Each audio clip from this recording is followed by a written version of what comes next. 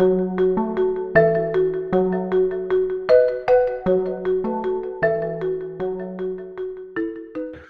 we need to do is we need to see what it is that we can do in our jobs with AI as it is. And really, nobody knows the answer to this, right? We, the machine learning folks, don't actually understand what is going on inside those transformers. So we're all going to have to figure this out. And whoever figures it out first in their particular area will have a very big advantage. What I'd like to do is to ask our panelists a little bit about, first of all, the current state of play. Even since we announced this topic a couple of weeks ago, there seemed to be a daily rush of new innovations, new attempts to make large language models do things that we hadn't thought of before. And of course, the ever-present challenge of distinguishing the hype from the reality, or the future reality from, or the present reality from future possibilities. So I'm wondering, what have you seen that's happening today in academia, and where do you think the state of play is that academics should understand about AI and various forms of GPT? And maybe Pedro, I can ask you to share your thoughts first. I agree that it's important to distinguish between what we can do with the AI that we have today and with the AI that's coming down the line, because those are two very different things. A lot of sort of like these grand predictions of AI taking everything over and doing every job are not for today, but that doesn't mean that you can ignore it or that it's just a bunch of hype. So I think in general, everybody and us academics in particular, what we need to do is we need to see what it is that we can do in our jobs with AI as it is. And really, nobody knows the answer to this, right? We, the machine learning folks, don't actually understand what is going on inside those transformers.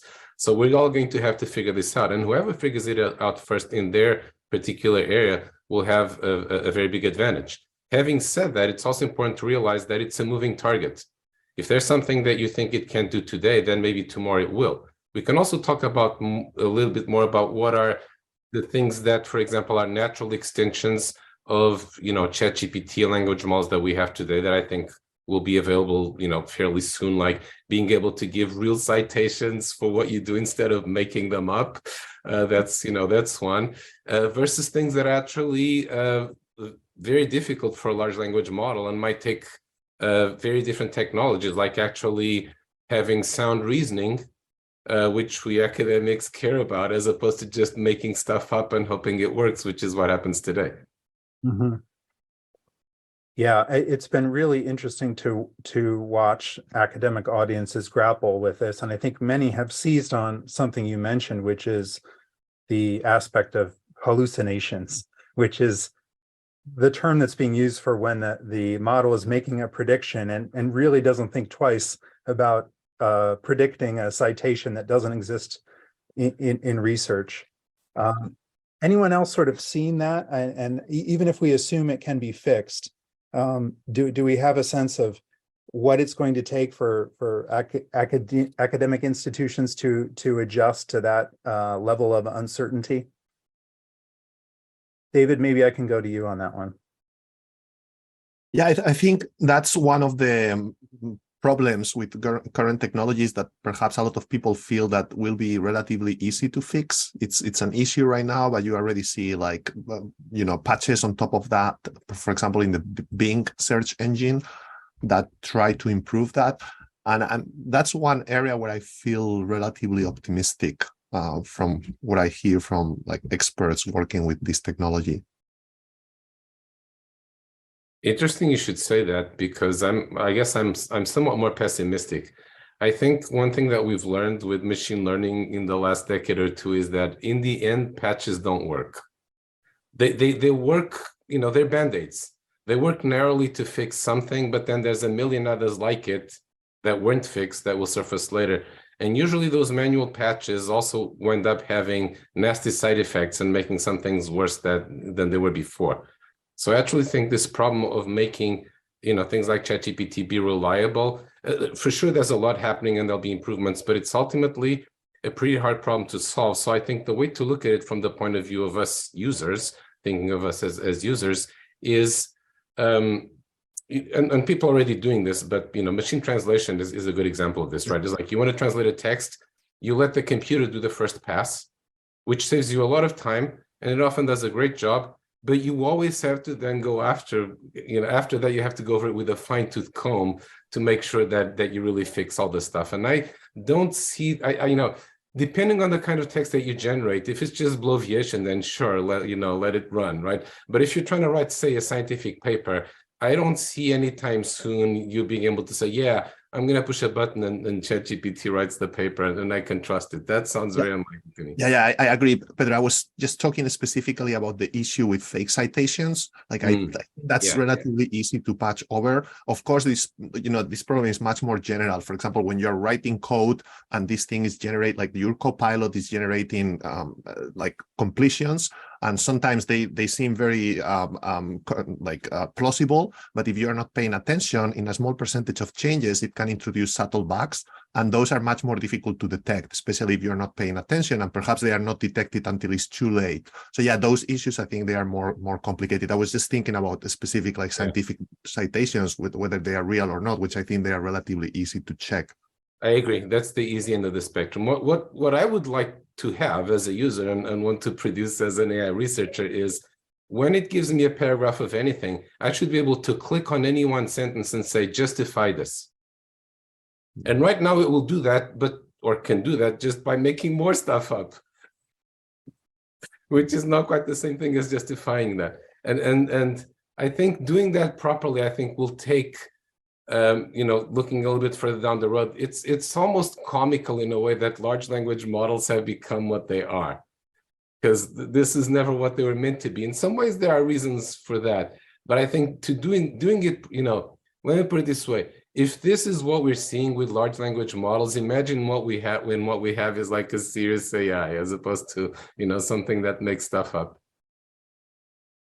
Yeah, I mean, my perspective on this is maybe broader. I'm not a computer scientist, so I don't think about the kind of nitty-gritty, but I do think what we need to start doing as researchers is start developing a taxonomy or a model of what AI is good for and what it's not good for, like what it's good at and what it's not good at, and then also what kinds of tasks maybe it does well but might be interfering with ethics or integrity.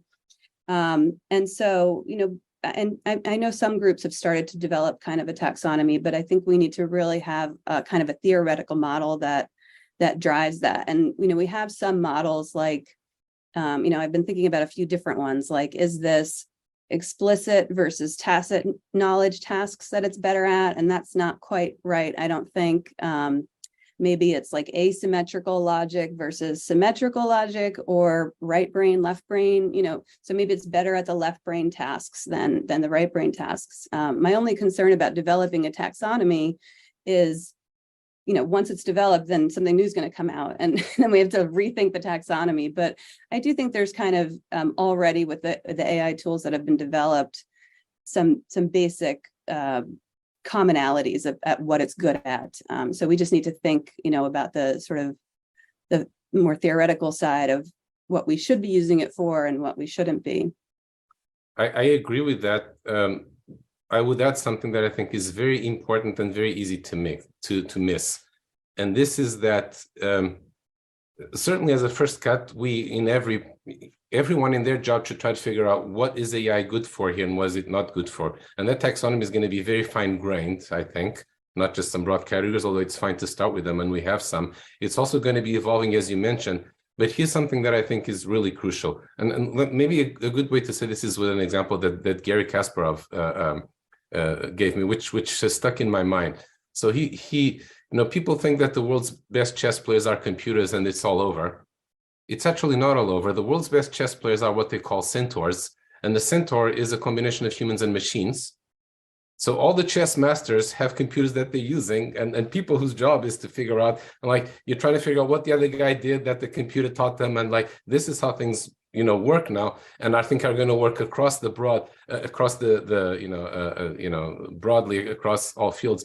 But the most interesting point that he made from his experience is the following: is that you only really become a good centaur after you have spent months figuring out how to work with the AI.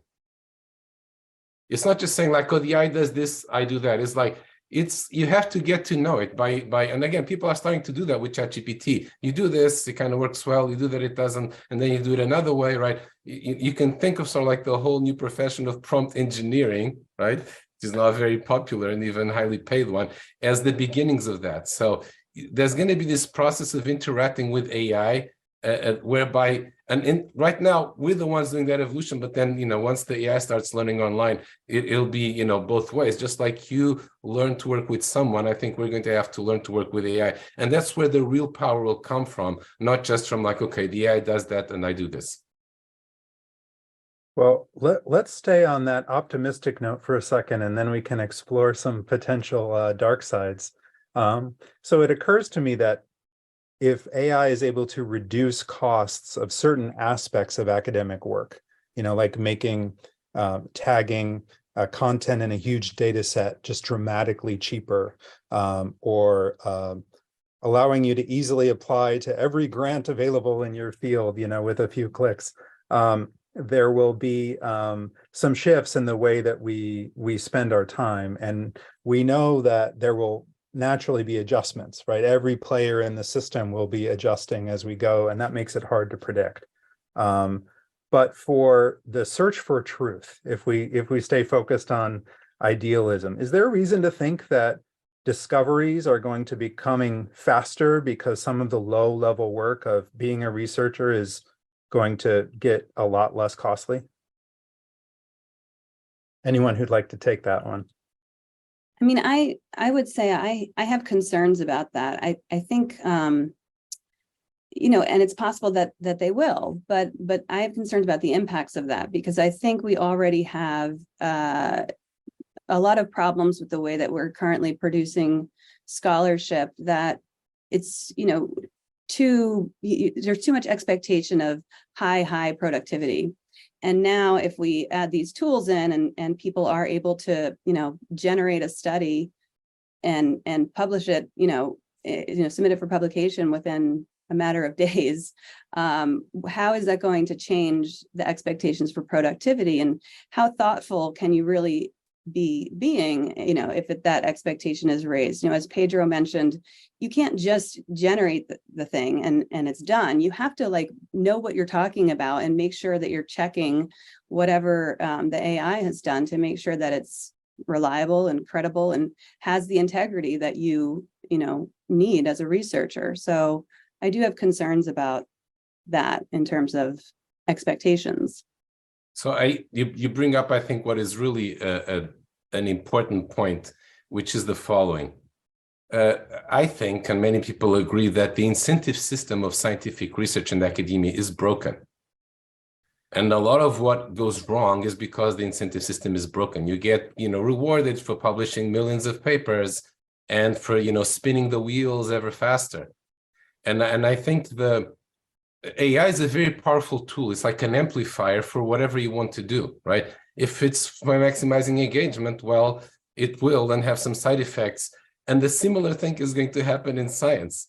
So in a way, AI is going, I think, to force us to, or I hope that AI is going to force us to adjust our incentive system, because it'll drive the old one to absurdity, right?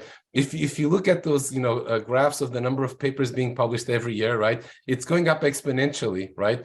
And, you could be forgiven for, a few years ago thinking like, this can't go on, right? Well, now we know how it can go on. Is Chat GPT is going to be producing those millions of papers, right?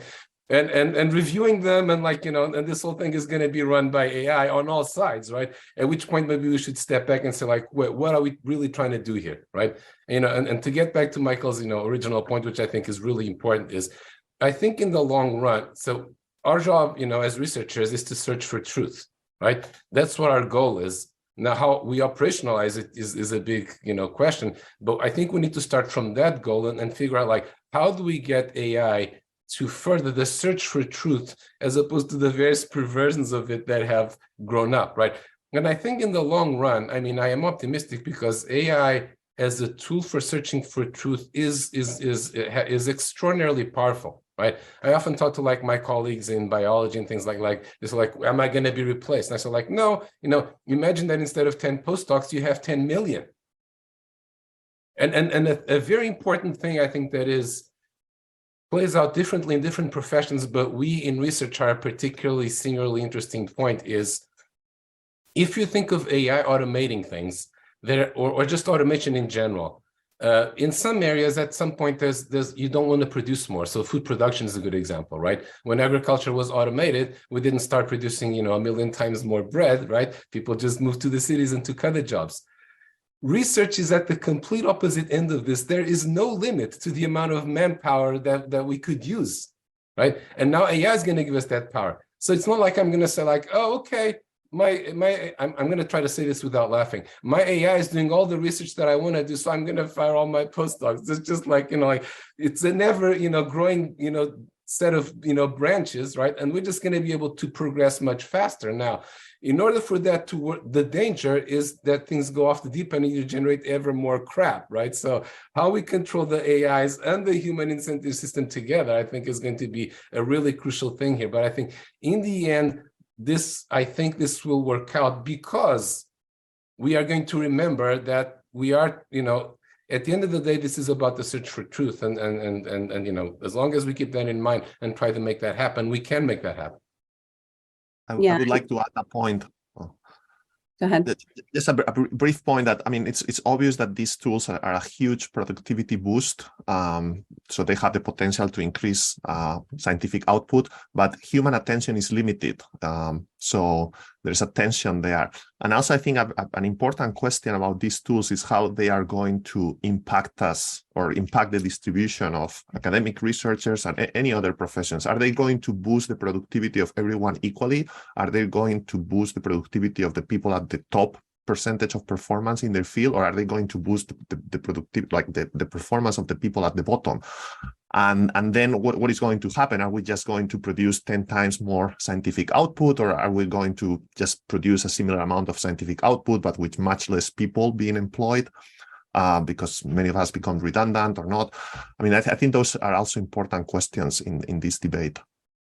I think I completely agree. I would actually say, and this is a prediction and could be wrong, that in research in particular, what we're going to see is more jobs, because each researcher is going to become more productive, and therefore will, more research will be worth the cost where it wasn't before. Right now, you bring up a very good point that, like, what happens if knowledge production goes up by a factor of 1,000 or 1,000,000, and human attention is finite? Well, precisely, the consumers of a lot of that knowledge production aren't going to be people either. For example, in biology, they're going to be medical AIs that are trying to find cure for cancer, for your cancer, right? Design a particular drug. With actually, it's a ship and we're just steering the ship, but most of what goes on is actually something that we're not going to be deeply involved in. I think a lot of it is going to work that way. In fact, this actually comes up a lot apropos of the issue of explainability, right? The European Union famously has a law that says every AI decision must be explainable, right? Which makes deep learning illegal if you look at it superficially.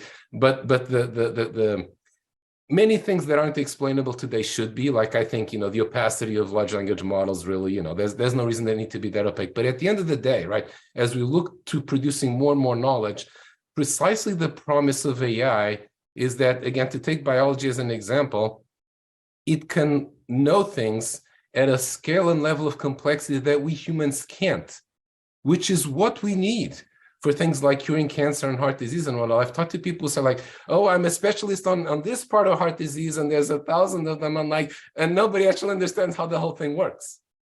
So the promise of AI is actually to discover knowledge of machine learning, right? That's why I'm in machine learning. It's to, among other things, is to discover more knowledge, more complex than we ourselves can, right? So we shouldn't fear that. We should welcome it. Now, we should, of course, fear how that could go awry, and we should figure out how to control this. Maybe this is a topic that we can get to. But there are, I think, also very good answers to that question, which unfortunately I do not see being talked about today in the middle of all this kind of like vacuous alarmism, which a lot of it, to my mind, is. There's a lot of interesting impacts that may be different also across disciplines. I know in the chat, a few people mentioned philosophy and other areas or disciplines that involve more hands-on work. And so it will be interesting to see how different efficiency impacts in different fields plays out on campuses. I wanted to follow up on one point you made about opacity. Speaking of that, one aspect of not being able to fully look under the hood of something like Chat GPT has been wondering just exactly which text is this drawing from, and as we tend to anthropomorphize, who is it that I'm talking to? So David, I wanted to ask you about your work in this area, because as Chat GPT was coming out, you were running a lot of interesting tests about the implicit political ideology.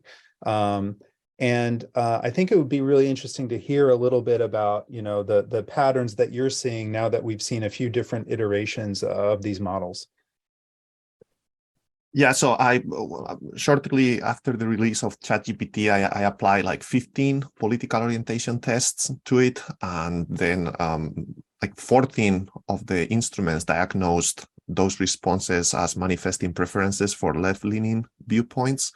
Over time, I think there were attempts, ChatGPT, GPT-4, to become like more agnostic and started to give answers such as an AI, I don't have political opinions, and then it would provide you the best viewpoints from, like left and right, etc. But if you probe it, if you push it but make a choice, you can still see these like preferences emerge. And yeah, that obviously renders the question, where do those preferences come from? Is it from the training data? Is it from the human feedback reinforcement learning module? From the instructions that the human raters were given? I think it's very difficult to know for anyone outside of the company who created those models to know, because we don't really know the specifics of the data. But yeah, I think that's a big issue. Biases in these models, especially if people start to trust them as sources of truth, are dangerous, because these systems are going to have an enormous amount of power to shape human perceptions. And if they are not aligned towards truth-seeking, that's obviously it's a very powerful tool to manipulate people, either on purpose or not on purpose. But yeah, I think that's a problem. Yeah, I think think. Sorry, go ahead. Okay, I was just going to say, I think it's that's why I think it's really important for us to think through sort of the consequences of all the possible uses, because it could clearly be used as a manipulation machine.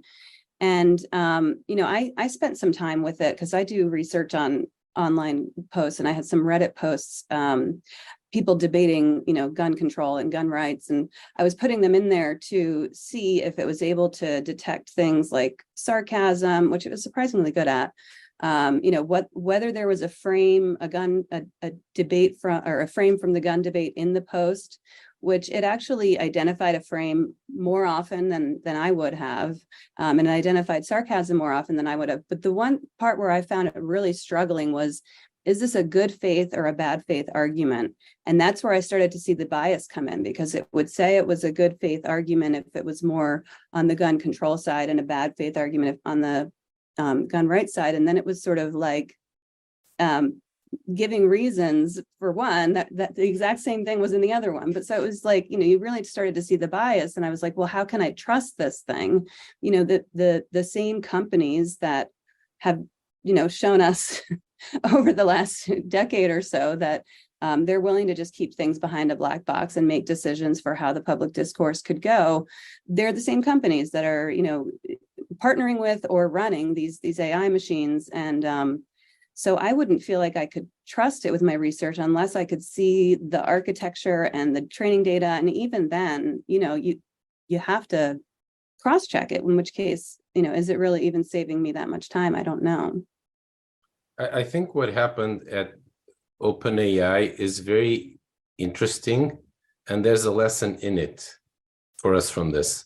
What I've been told happened there was, by more than one source, is that the first models that they trained, they just trained it basically on all the data they could lay their hands on. But then, right, and again, this is very much the case, not just at OpenAI, but all the tech companies. A lot of the staff started asking questions that had to do with their political preferences and not liking the answers. I was saying it's unacceptable that, Chat GPT or whatever, GPTN as it was at the time, gives this answer, or it's talking about a forbidden topic, right? So then there was this impulse on the part of the people to control this machine, which we're going to see we're already seeing in society at large, right? There's going to be a huge fight about who controls AI to say what they want. And then they introduced all these patches that led to all these famous examples, like, it'll say something in defense of Biden, but not Donald Trump, in defense of climate alarmism, but not climate skepticism, et cetera, et cetera. This was all put there by the humans, right? And then, of course, there was a backlash, and Greg Buckman said, the CTO, yeah, we shouldn't have done that. Like, we want to be less biased in the future. And then they backtracked and introduced some controls to make it more. But as David was saying, that didn't really work because, what the CTO says is one thing, what the 100 people next say is another. Those are more liberal than he is, right? This is all how it's playing out inside these companies, right? I could give you examples from Twitter, from Google, et cetera. And what is the answer to all of this, right? There is no single source of truth. In a way, I sympathize with people like Greg, because they have an impossible job, right? It's like, you're never going to make everybody happy, right? So what you have to do is, and I think this is going to happen, but we have to pressure the companies and also make it happen. Both technologists and as users and society, when I was like, you need to give the users control over what data is used to train the model. I want a model that was trained with this data, and you want a different one. And tomorrow I want a different one. The learning algorithms per se, I don't think that's actually, there's a lot of focus on that. For the most part, they have no idea what politics is or bias or any of that. So that's usually, then there's, the data scientists and their choices could be biased, but the more important thing I think is that at the end, right, what kind of post-processing and controls do you put in, right? You also need different people to put different, controls of that form there. But this, to me, this is a really important point, is it has to be in everybody's hands. You can't be in the hands of OpenAI or Google or some commission or some countries. We need a million different ways to do this, because that's how it's going to work. Otherwise, bad things will happen. Yeah, and I'll just add to that, we've seen, so technology has a tendency to either, exacerbate problems, or if we can kind of delineate correctly the correct uses of it to help us solve problems. But what we've seen over and over and over again, if you look throughout history of media or technology being introduced, is it starts decentralized and it becomes increasingly centralized over time. And with AI, the increasing centralization adds a new level of concern, which is, is AI just teaching AI, and, is it going to start just doing its own thing like it was in that little virtual world where they were planning Valentine's Day parties and things. And in that case, what kind of world is AI going to be creating? And so I really think, we, especially with AI, one principle that we need to find a way to stick to is decentralization, just keeping it distributed and, having the opportunity to make and offer new, new protocols and new uses. And Well, I would, sorry, go ahead. Let me see if I can get David in on that, because I know, David, you've tried out some different models that were engineered to show different results, but I don't know if that's just something that one does early in the development of a technology, or if there's a world in which it's always easy to spin up a different version of a model for your unique needs. Yeah, just a couple of things also about something that Pedro mentioned before. It's conceivable that perhaps, some of the biases that have been documented were due to human decisions or humans not liking something and adjusting things. But I think that there could also be another source, which is latent sources of bias in the huge amount of text in which they were trained, just like prevalent viewpoints that are dominant in one field or institution of cultural productions, and that perhaps we are not even aware, because this is the time and age in which we live. This is the prevalent thing. This is what is considered correct. So I think we should not discount that also as a source of potential bias, like unintentional biases that simply exist in the knowledge with which these things were trained. And then another thing, I totally agree with you that these technologies should be distributed, that people should be able to personalize them, but that is a problem also, because having a single AI from a powerful company that everyone trusts, and perhaps it has biases built in, this is very dangerous. You can think as, like an authoritarian government, creating such an AI or a company. But the problem of distributed or many different models is also problematic, because you have the potential to see like a proliferation of AI models, each manifesting different political orientations, perhaps, and people just gravitating towards those that reinforce their existing beliefs. And then you could have like echo chambers on steroids, and like even like maximization of polarization to even worse levels than what we have right now, because people within those communities would just, trust these AIs as their God to a certain extent, source of truth, and communication could become very difficult. Like imagine an AI trained by the, like an authoritarian government. I don't want to say a specific country example. That if people just are exposed to that during their education, work, etc., they're going to have a very difficult time communicating with people, that have been working exclusively with a very different AI with different values. Yeah, and that's also the problem with transparency, because transparency is another kind of solvent to the problem of the black box and everything. But once you open that up, then anyone can just use it for anything. And so there definitely are, challenges here with how to proceed wisely. So I think, indeed, the question is how to proceed wisely. But thinking in terms of centralization and decentralization, which I think is a useful way to think about it, and the dangers of either, one thing that I would somewhat push back on is this notion, which, I understand it's very common, but that, technology is always centralizing in the end. Television was centralizing. Search and the internet are actually very decent. See, this is what's, I think, often hard to understand, is like, on the one hand, they're centralizing, but on the other hand, they're decentralizing. Think of e-commerce, but you could do this about search, about, lots of different things. Like, on the one hand, Amazon is very centralizing because now they control like whatever half of e-commerce, which is a growing percentage of all commerce, right? So that's very centralizing, maybe alarming, et cetera, et cetera. But on the other hand, it's phenomenally decentralizing because there's millions of people out there selling things that couldn't before. Or to take another example, there's people who make a living from doing a blog that has 5,000 readers scattered all over the world. So what these platforms do, right? And again, these platforms are different from, media that went before, because the bandwidth wasn't there, frankly, for, so they were centralizing by nature, is that on the one hand, the platform itself is centralizing because it's one platform, and there are very important network effects, et cetera, from having that centralization. So you have to take the good with the bad at some level. You have to monitor them, regulate them, try to control them, and that's one thing we can talk about. But at the same time, right, we have to realize that sometimes that the centralization on one side, there's also a lot of decentralization on the other, right? And empowering the intelligence of more people to contribute to a solution is actually fantastic, right?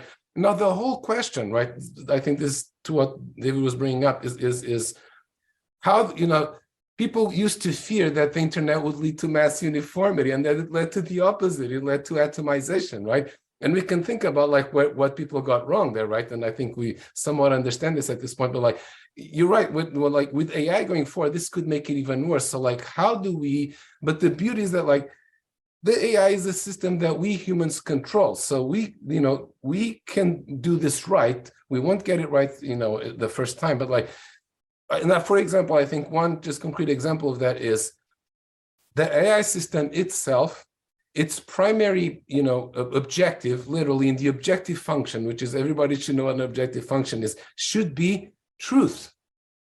Then you can have other things in the system that uses the machine learning, right? But the goal of the machine learning system that underpins all of this should be truth. It should be to be a good journalist, to be a good scientist. And then people can do their things on top of that. The thing that really alarms me and chills my blood is this whole movement of trying to manipulate the machine learning to produce the version of the world that I think should be the right one. That scares me.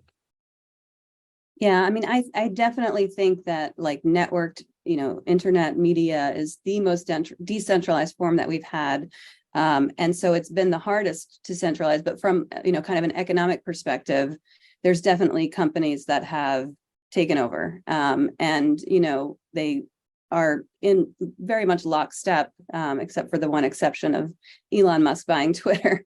And so, that's where I see it, the centralization being concerning. We've only really got a handful of companies right now that are developing this, and I'd like to see more encouragement of a wide variety of development, not necessarily coming always from the market, coming from academia and other spaces that don't have market incentives to drive what they're doing. Yeah, I'd like to push back on that a little. I think these large companies have a disproportionate amount of visibility. They're just the tip of the iceberg. There's companies of all sizes doing things, all kinds of AI, including large models and very different things. Most of the AI research is still in academia. These companies themselves, they look like big, behemoths from the outside, but they're often a bunch of very disparate and disconnected groups doing things, often at cross purposes to each other. So I think it's easy to get this impression from the outside that like, oh, there's the 5 big tech giants and the corresponding ones in China, and they control everything. This, I think, is a somewhat unproductive way to look at things. There's a lot more going on, outside them and inside them as well. I'm not sure what you meant when you said they are going in lockstep, because what I see more is they're fighting this out. So I'm not sure what maybe you're thinking about something else there. Oh yeah, I was referring to like the social media and the public discourse, where you would see all of them canceling out, the same people at the same time. Yeah. No, yes, I mean, exactly. So I agree with that. Again, there is, they are the head of the power law, to just slip into jargon here, right? And so what they do can have a lot of influence. I think, so there are 2 responses to that, and we've seen some of them. One is that people who don't like what these companies are doing can create alternatives, which if they're good enough, will get to become bigger. So these companies are not as safe as people think they are. And I mean, we've seen examples of that. They're more fragile than you think. But the other one, which I think is for all of us to do, is we, the users, have to pound the table and say to the companies, it's not okay to do this anymore. I do this with them all the time. Like, I understand that it was easy to make AI a black box and hope that nobody notices, but that's gone, right? That's over, right? You got to let, I'm not going to let you, Twitter, decide who I can see and not, right? And, for example, Jack Dorsey, to his credit, very much had this, has been defending this, and hopefully this is part of what Elon Musk, will do, because that's part of why, Jack kind of like convinced him to do it, is we don't want to have a single recommender system on top of Twitter. That's there's Twitter, the platform, right? And literally a platform where people post whatever they want, and I'm not responsible for what they post. Same is true for other social networks, but Twitter's maybe the best example because of how contentious it is. But then you should be able to produce a different ranking function, and David produces another one, and I choose the one that I like, and then I talk to somebody else, and then we do another one. As long as there's this monolithic thing that says now we're going to boot Trump off the platform, that's wrong, regardless of who it is, right? And I think, again, maybe this has to do with your view of human nature, which at some point it just comes to that, is like what I feel in a lot of the debate, at least coming from certain sectors, is, and I think honestly we academics are guilty of that, so mea culpa as well, is like we tend to distrust the people. We think oh, they need supervision from us who know what's good. Come on, right? You have just as many biases as they do, right? And a million people are smarter than one, no matter what your IQ is, right? And they know their life better than you do. So who am I, anyone, let alone the technologies, to be making decisions for them, right? My job is to help them make their own decisions. And that's how the intelligence of the system will get better. So that's my view. Yeah, no, I absolutely agree with you. I think we need to make sure that whatever the system is, it's interoperable with other systems, and that they can work, cross-linking, and people can choose, increasing consumer choice and all of that. I think that's a rousing note to end on as we think about the technology business. For the first question from our chat, I want to raise a question about the academic business. So we talked a bit about the ideal truth-seeking function in society, but we also have colleges and universities that exist as enterprises and are going to be potentially disrupted in different ways. But I don't know if that ends up being a net positive, making actual human face-to-face education and insight that much more valuable, or if it actually exposes how much that goes on at colleges and universities could have been automated or could be done by some other sort of organization with these powerful tools. Maybe I can start with David on this one, but overall, thinking about the business of education, or at least as it's structured today, should we be more optimistic or more pessimistic about the impact of large language models and related AI? I honestly don't know. I think it's obviously super hard to predict the future. I think this technology makes it possible, this technology allows to do a lot with less, including less people. But obviously there will be a choice for humans to make. And perhaps I can use an analogy. I will not use academics. I don't want to offend anyone, but let's take medical doctors, GPs, general practitioners. This is a group of people with high status in society, very good salaries, etc. It is conceivable that in a few years, we're gonna, like a future GPT-5 or something like that, is something that you can talk with through your webcam, and you receive the best diagnostic that any doctor in the world could give you. This is conceivable. It can happen. The technology is almost there. What would then happen? What would this group of people do? Would they accept that they become obsolete, lose their salaries, lose their jobs, or would they try to protect their professions and their status, etc.? I think that they have something. They have, like, for example, the ability to prescribe medicine. It's something that they could try to maintain their professions. And they would, I could envision that they try to lobby politicians to maintain that. But there would be a commercial tension with companies that create this future, like GPT doctors, also going to politicians and telling them, hey, we can save you 30% of your healthcare budget, if you allow these systems to prescribe medicines. And I don't know what humanity, like we as a society, will do in these sort of scenarios, because I think I'm using the example of doctors, but I think this is going to happen in the academy and in many professions. And I don't know what we will do. A lot of people derive meaning from their works, from their jobs, and it would be hard for those people to give up their jobs or their status. So I honestly don't know. I think the technology makes this possible, but then it will be up to humans to take a path. And I envision like a gigantic fight and lobbying between different groups of people trying to defend their interest, commercial interest also pushing. And I don't know what happens, but I think there will be some sort of conflict. But this is we could have a whole panel on just this question, right? And be far from exhausting it. But let me add something to that. So I think AI is going to be extremely disruptive of the education industry. It's coming our way, right? Having said that, education is one of the hardest things there is to automate or to use AI for in the world. Much harder than medicine, than medical diagnosis and all of other things. People have been working on so-called intelligent tutoring systems for decades now.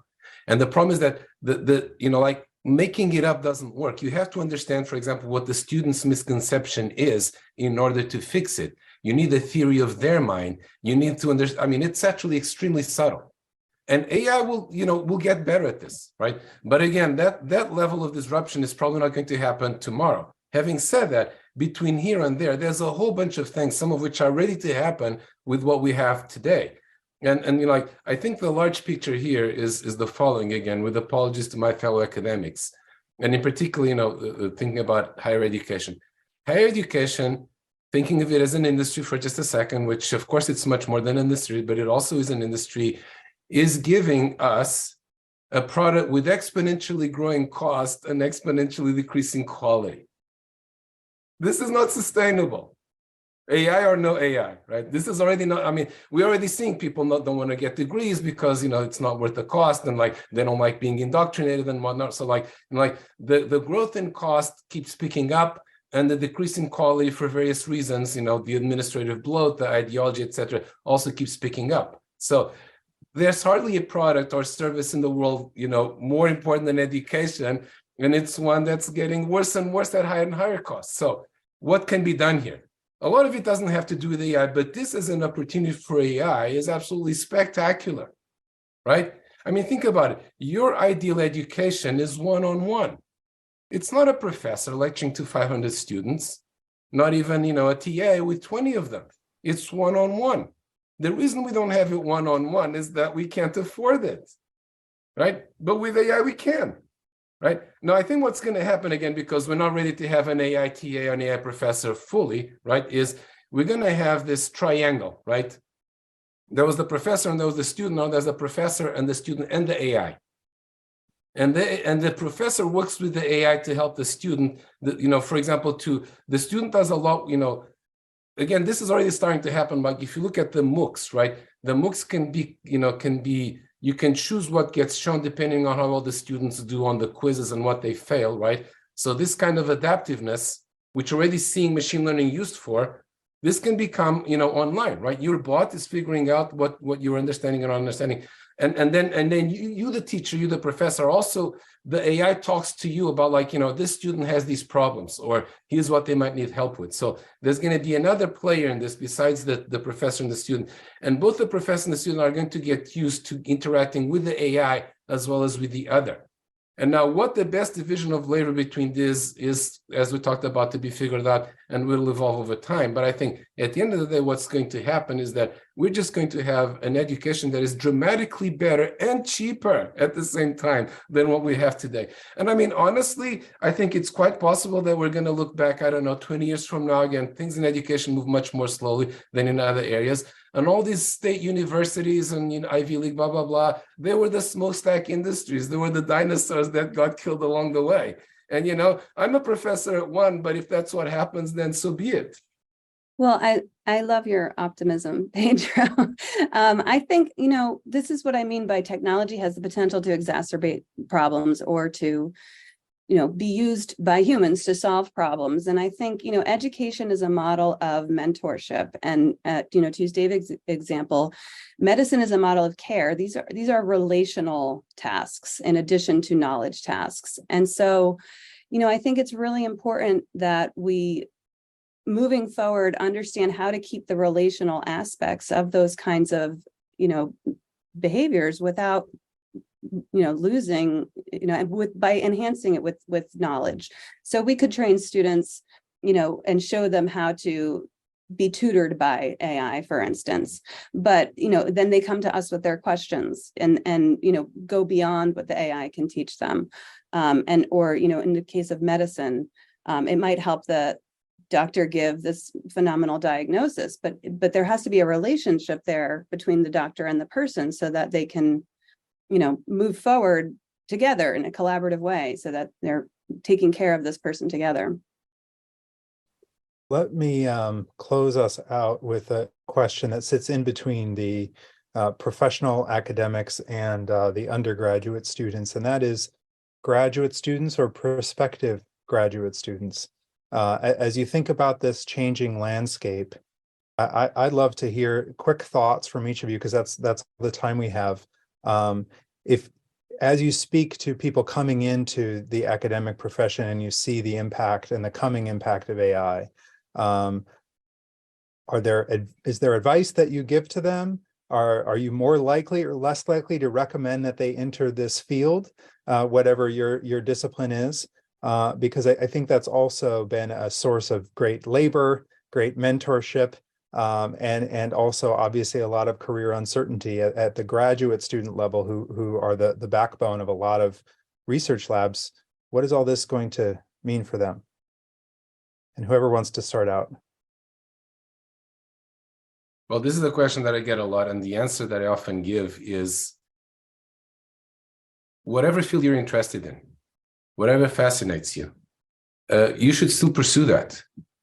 But you should learn AI and how to use AI to pursue research in that field. This is already happening. I mean, for example, computational biology is a great example, but it's happening across the board. Like in the future, not being able to use AI for what you do is like not having a lab today. So you want to learn and discover new ways to use AI for whatever it is that you want to do. And if you do that, you will be able to do more research and better research and get farther than you would have otherwise. So I think, the progress of science has often been noted, is often driven by having new instruments, and AI is an instrument. And now we have that instrument, and now we are all going to figure out how to use that instrument. So for you as a prospective grad student, this is an exciting time, right? You have many more opportunities to do research and ways to do research that just weren't there before. And there'll be more, during your career as you go along. So it'll be exciting, maybe also a little exhausting, but that's a worthwhile trade-off. Excellent. Let's go quickly to David and then Corinne. I wouldn't add anything to that. Okay. I mean, I would say, AI is great for a lot of things, but it's derivative. And, we build some randomness in to make it seem a little more original or creative. But, randomness is different than insight and inspiration and, asking the right questions and thinking about the world that you exist physically within. And, think about like a geologist, looking at in the field at the rocks, it's different than what an AI can do. And so, I think you need that inspiration for the grad students to say, like, this is an exciting time to be embarking on, because we now can sort of capitalize most on what humans are good at. So I guess that's how I would approach that question. Thank you so much. Well, so in a couple of minutes, we're going to need to wrap up to respect everyone's time. I want to really thank all of our panelists for sharing your expertise and your perspectives with us today. I've marked several different insights that I'm going to be mulling over as we see AI continue to develop in academia. I know that HXA types tend to be pretty humble, but I'm going to urge each of you to do a little bit of self-promotion here at the very end. If you could please tell us where our audience members can find you and follow you online, whatever that may be. Corinne, where can we find your stuff? So I'm on Twitter, CM Delilio. I have a Substack, corinnedelilio.substack.com, though I'll do some in the summer. I'll add some more posts in the summer. And I have a book out that came out last June, and the paperback's coming out in September. It's called Interactive Media and Society, from Lexington Books, which is a division of Rowman and Littlefield. Excellent. How about you, David? Yeah, my Twitter handle is David Rosado, and I also have a Substack blog, Rosado's Visual Analytics. Great. And finally, Pedro? So my Twitter handle is PMD Domingos. Another thing that I would recommend is I've written a book motivated by just the kinds of things that we've been talking about, called The Master Algorithm, which is an introduction to machine learning for a non-technical audience. If you want to understand machine learning at the level that you need to use it in what you do, but not the nitty-gritty, not the mechanics, you don't want to read a textbook, but this is the kind of book that, that's at least what I try to do. So I'd recommend that. It's called The Master Algorithm. Wonderful. Well, I want to thank again all of our audience members for your comments. I'm sorry we couldn't get to every question. I noticed several questions that related to matters of teaching and learning. We touched on that just a bit. We were planning to focus this session on the research side, but you can definitely expect more content from HXA about AI and teaching and cheating and all of those good and juicy topics. I will add our plugs. Please come to heterodoxacademy.org, sign up for our newsletter if you haven't already. Join us if you're an academic of any kind, and we'd love to have you. If you subscribe to our newsletter, you will see the information about our upcoming virtual events. We're happy to be back to doing these, and we'll be doing them every few weeks. So we'll hope to see you on the next one. Have a great evening, everyone. Thank you so much.